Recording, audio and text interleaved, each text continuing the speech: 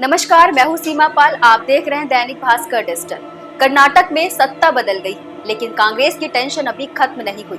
Party का mission Karnataka अधूरा रह गया है और नई चुनौतियों का सामना कर रहा है। मुख्यमंत्री पद से सिद्धारमैया ने इस्तीफा दे दिया है और अब डीके शिवकुमार ही नई राजनीति की कमान संभालेंगे।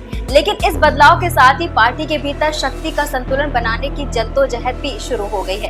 कर्नाटक में सरकार बदल गई, राज्य में नई सरकार कांग्रेस के नेतृत्व में अब डीके शिवकुमार की सरकार बन रही है। काफी राजनीतिक बहस के बाद सिद्धारमैया ने लोक भवन जाकर अपना इस्तीफा सौंपा था। उस समय डीके शिवकुमार भी वहां मौजूद थे। ये कदम कांग्रेस की उस रणनीति का हिस्सा बताया जा रहा है जिसमें राज्य में नेतृत्व परिवर्तन को आसानी से पूरा किया जा सके।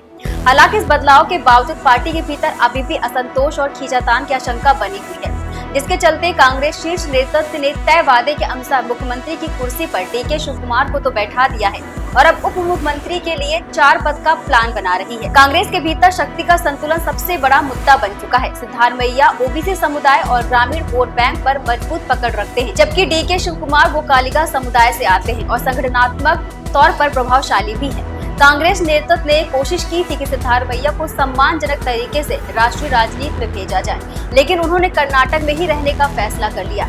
यहाँ तक कि उन्होंने राज्यसभा जाने का प्रस्ताव भी ठुकरा दिया। अब डीके शिवकुमार के सामने सबसे बड़ी चुनौती सरकार चलाने से ज्यादा पार्टी के भीतर प्रभाव और संगठन का संतुलन बनाए रखना होगा। अगर दोनों नेताओं के बीच प्रभाव की लड़ाई तेज हो गई तो इसका असर सबसे पहले सरकार के फैसले और प्रशासनिक स्थिरता पर पड़ सकता है। राजनीतिक विश्लेषकों का मानना है कि ये संघर्ष पार्टी के भविष्य पर एक बड़ा असर डाल सकता है।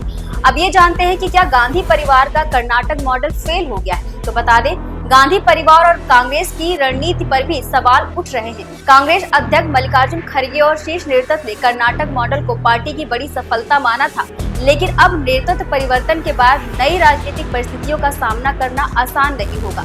राहुल गांधी भी युवा नेतृत्व को बढ़ावा देने की बात करते आए हैं, लेकिन वर्तमान बदलाव इस बात का संकेत भी है कि पार्टी में अभी भी बहुत कुछ बदलना बाकी है।